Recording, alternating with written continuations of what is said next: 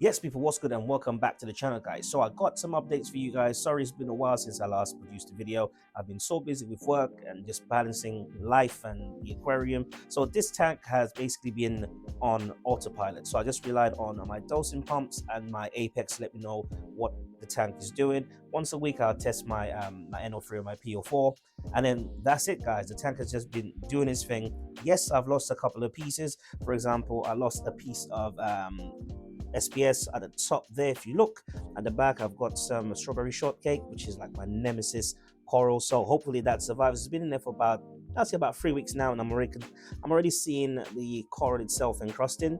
So looking forward to seeing what that will look like in a couple of months. I've lost another piece at the front here. So basically, I had a massive pinky the bear at the front here, and that just basically melted away. So I came home one day and we just started to strip. So I allowed it to do its thing over a couple of weeks, just check my parameters, the usual stuff, alkalinity, calcium, magnesium, salinity, just to ensure that everything was okay. Sent off for an ICP test. Everything was right. I reckon it was a flow issue for that particular coral.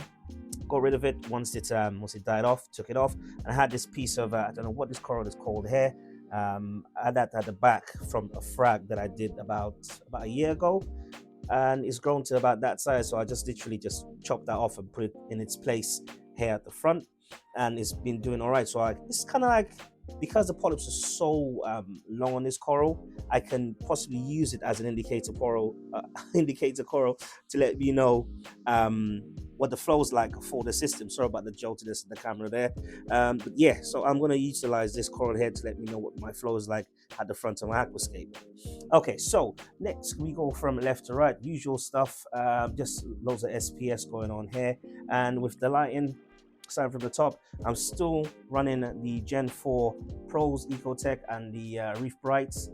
This is giving me around, I reckon, about maybe 380 part peak time, which is around from 10:30 to about 3 o'clock every day. So not that many, but around 5 hours. Now my major trace elements, the major three with the alkalinity is about 7.5 to around 8. That's why I'm keeping it, and it's been that way for about, I'll say, about 5 months now. So I've managed to do that correctly.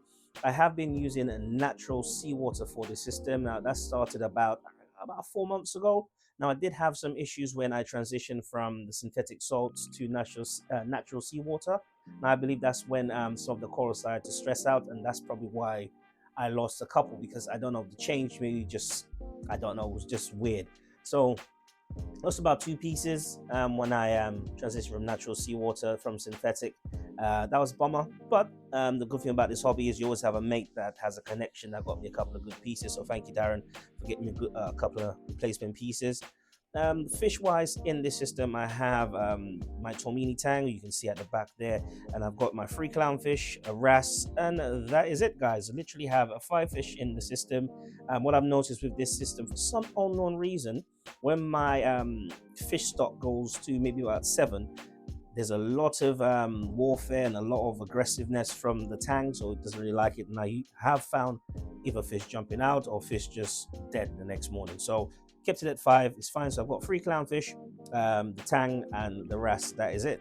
What do I dose? Or what do I let's talk about what I dose. So I'm dosing Oshiamo 2-part solution. So it's basically calcium, and alkalinity and magnesium, all in like 2 parts in that. So the alkalinity, it has something like rubidium in there that's meant to be quite good for corals, and I've got my calcium and mag in the other solution that I'm dosing about 16 mil per day.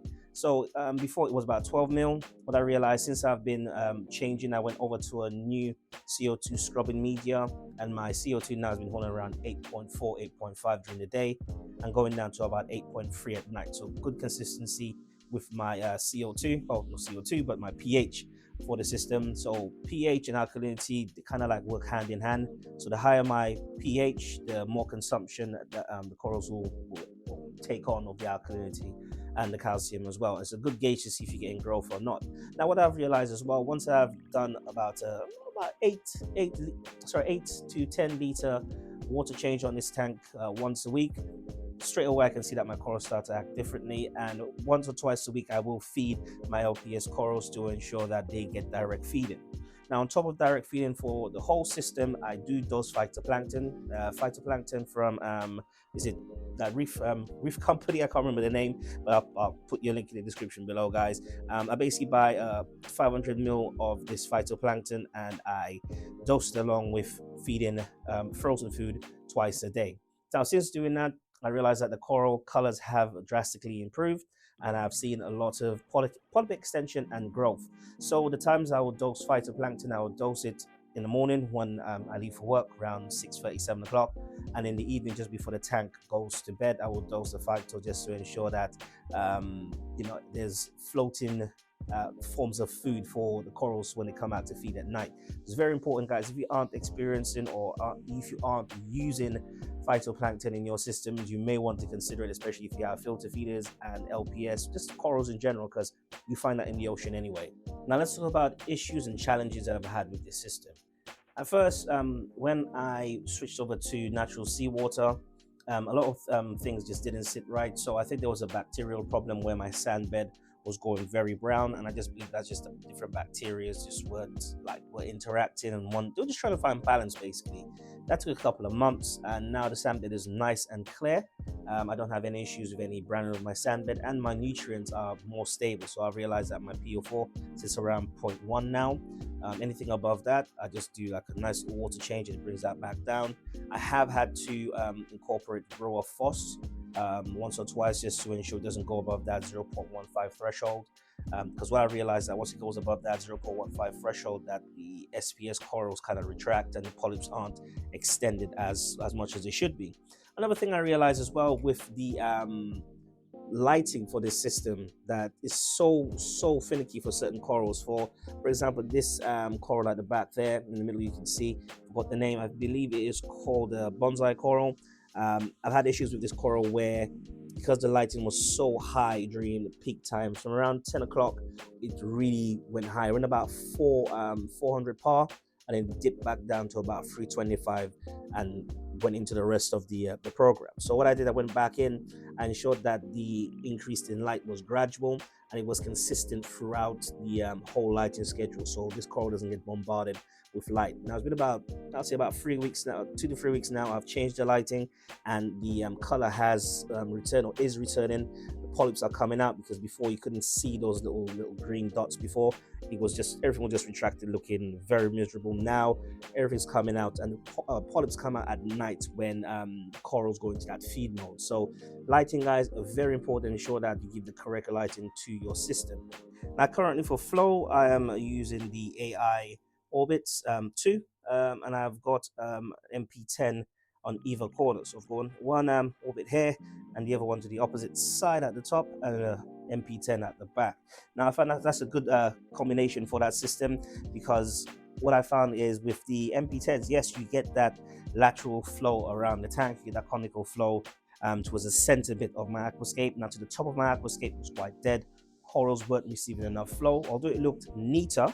I just found that it was just lacking flow. So what I did was I saved up and I went to purchase myself 2 AI orbits. Now, people may say it might be overkill, but my philosophy behind it is that I can do that cyclical flow left and right throughout the day. So from midnight to about 6 a.m., the left orbit will be pushing water to the opposite side of the tank, and the one opposite will be pushing water down. So it'll be rotating in a clockwise manner, and 12 o'clock they will swap. So that'll be happening about 3 or 4 times a day.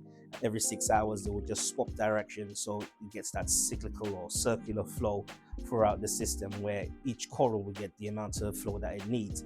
Now one thing to keep in mind when you do that, guys, you need to pay attention to your corals, especially your LPS corals, because if they are getting too much flow, they will let you know, or they'll retract. If they don't get enough flow, then you can see that they're not doing too well. So it's a case of monitoring and seeing what the correct flow is for your system, because the last thing you want to do is give it so much flow that you start stripping corals or stripping tissue from corals, which is not ideal, especially in this hobby where corals are so sensitive.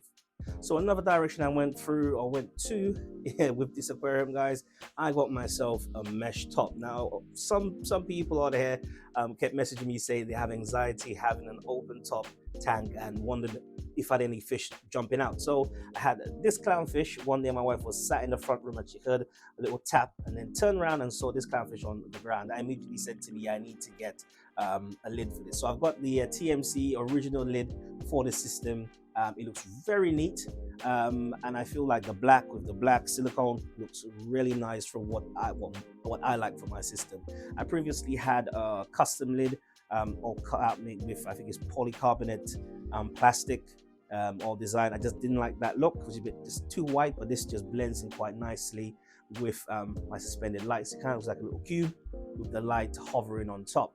Now, what I would say with this, if you do have this system and you do purchase this, you will have to at some point tighten this. So using the rubbers that lie within the seam or at the back underneath of the lid, just take the rubbers out and just pull this a bit taut, so it's quite loose. And what I found is, for example, at the top here, what I found was there was a lot of sagging occurring with this lid, so I had to do some slight adjustments. Now this is my little logo here from Aquaprint UK. Yeah, respect Johnny, thank you so much, bro, for creating this for me. So HC Aquatics. So I have this here. That's what my tank looks like.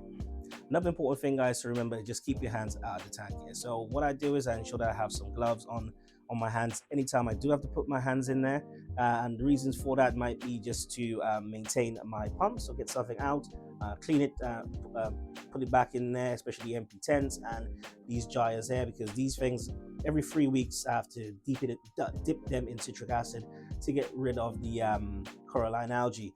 Other than that, guys, yeah, just feeding and clean the glass as normal. So all in all, guys, system is doing extremely well.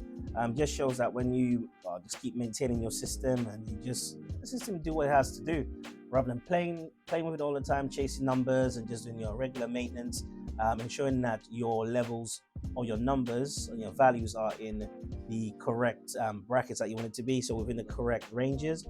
Yeah, so that doesn't mean you have to have bang on 8 DKH and start changing things. If you're around that, give or take half a DKH, you'll be all right, rather than saying like I have to be on 8 or I have to be at like 420 calcium, because what you're going to be doing, you're just going to be changing stuff, and that will create instability in your system. Once your system is not stable, the corals will not settle into growth. So it's very important is to keep everything as stable as possible. So that select your ranges, stick within those ranges, and then just step back and let the system do its thing. So this is Narayan for HC Aquatics Reefing, guys. Don't forget to like, share, subscribe, guys. I'll see you next time.